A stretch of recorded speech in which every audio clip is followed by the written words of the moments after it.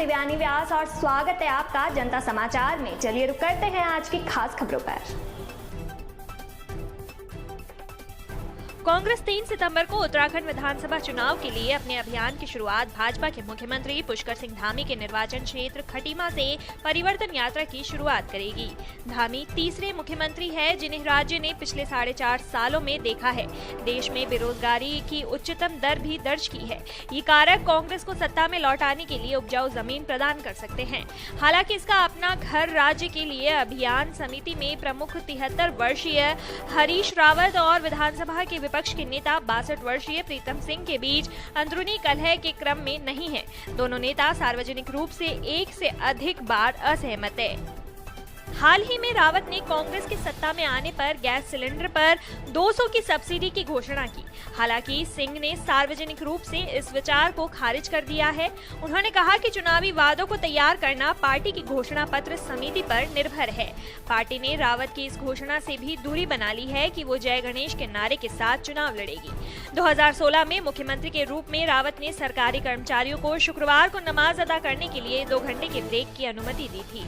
उस फैसले के लिए वो भी दक्षिणपंथियों द्वारा प्रेतवाधित हैं और अब इस तरह की घोषणाएं केवल इस हमले को बेअसर करने के लिए कर रहे हैं। पार्टी के एक वरिष्ठ नेता ने कहा कि केंद्रीय नेतृत्व ने विपक्ष की नेता और वरिष्ठ कांग्रेस नेता इंदिरा हृदयेश के निधन के बाद पार्टी पदाधिकारियों में फेरबदल करके गुटों पर लगाम लगाने का प्रयास किया था। रावत के पास अपना रास्ता था जब राहुल गांधी के उम्मीदवार सिंह को पीसीसी अध्यक्ष के रूप में हटा दिया गया और उनके अपने आदमी गणेश गोदियाल को बदल दिया गया।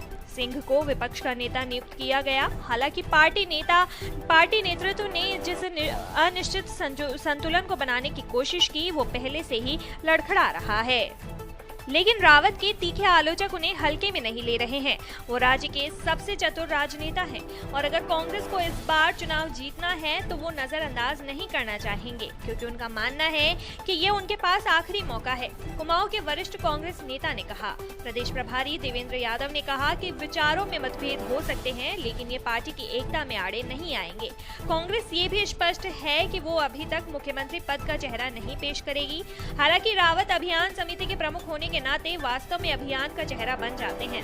उन्होंने कहा कि हम निर्धारित प्रक्रिया का पालन करेंगे जहां निर्वाचित विधायकों को अपना नेता चुनने में पहला अधिकार मिलता है।